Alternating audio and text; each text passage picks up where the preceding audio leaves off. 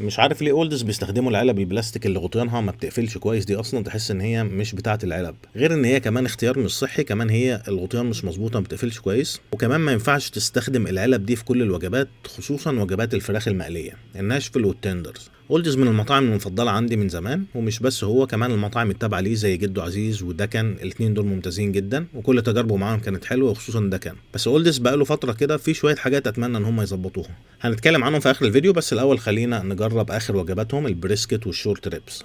اعتقد هم كانوا بيعملوا البريسكت زمان وقفوها ودلوقتي رجعوها تاني. وجبه البريسكت عباره عن 200 جرام لحمه بريسكت مدخنه، على الميزان عامله تقريبا 190 جرام، كويس. تختار معاها يا اما عيش او رز، وتختار ما بين بطاطس مقليه او بطاطس مهروسه. بيجي معاها كمان صوص باربيكيو وعسل، وفي صوص غريب كده أنا مش عارف ايه هو، ما عجبنيش اصلا، مش ذوقي. اعتقد كمان الصوص ده بيطلع مع الناشفيل، بالاضافه لصوص الشيبوتلي.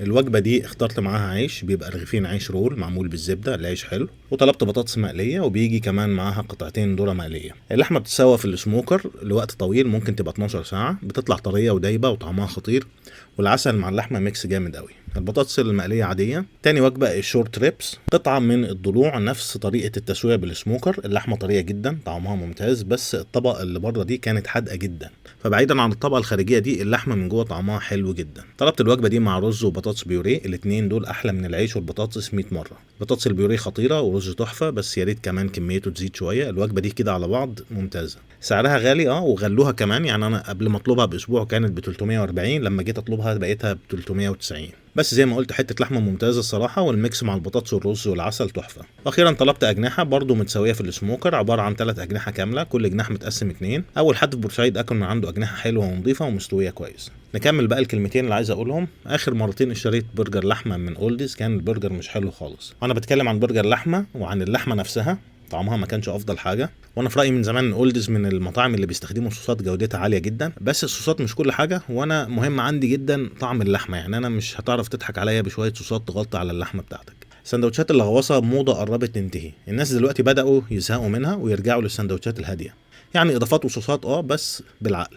وجبات الفراخ المقليه سواء تندر او ناشفيل ما ينفعش تتحط في العلب دي او الاطباق البلاستيك دي. عمرك شفت مطعم فرايد تشيكن بيطلع الاكل في الاطباق البلاستيك دي؟ غير بعض المطاعم السوريه، ودي حاجه غلط اصلا. انت حاططها في طبق بلاستيك وقافل عليها بالغطا، وكمان قافل عليهم بستريتش، يعني هتخلي الفراخ والبطاطس زي ما بنقول تعرق وتبقى طريه، واي قرمشه فيها انساها خلاص. انا كنت عامل فيديو من فتره طويله عن وجبه الناشفيل دي وقد ايه هي ممتازه واحلى تندرز بورسعيد تقريبا. بس قبل ما انزل الفيديو طلبت الوجبه دي مره تانية، كانت مليانه بهارات بشكل مش طبيعي، حادقه جدا.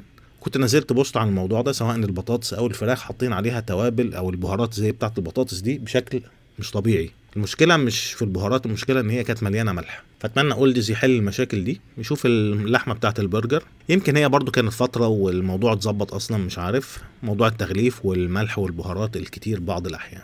بس دي كانت تجربه اولدز. سلام. وفي نهاية الفيديو افتكر ان الاكل اذواق، ممكن اللي يعجبني ما يعجبش حضرتك والعكس، والمطاعم مستواها مش ثابت وتقريبا مفيش كواليتي كنترول، عشان كده ممكن تجربتي تختلف عن تجربتك. انا ممكن اجرب مطعم يعجبني الاكل عنده، لكن لما حضرتك تروح تجربه تلاقي الاكل مش حلو، ودي حاجة بتحصل لنا كلنا. ممكن تشتري من مطعم يعجبك اكله، لما تروح تاني تطلب نفس الحاجة من نفس المطعم تلاقي طعم وجودة مختلفين عن المرة اللي فاتت. الهدف من فيديوهاتي ان انا انقل التجربه، بس ما بقولكش روح المطعم او ما تروحش، براحتك خالص، دي حاجه ترجع لك وعلى مسؤوليتك، وانا مش كسبان ولا خسران حاجه في الحالتين. خد المحتوى بتاعي على انه فرصه تشوف فيها التجربه الحقيقيه للمطعم عامله ازاي بعيدا عن الدعايه. اديك بتشوف شكل المكان، شكل الاكل، كميته، الاسعار ونظام المكان، اما الطعم ده ممكن حضرتك اللي تحكم عليه بنفسك.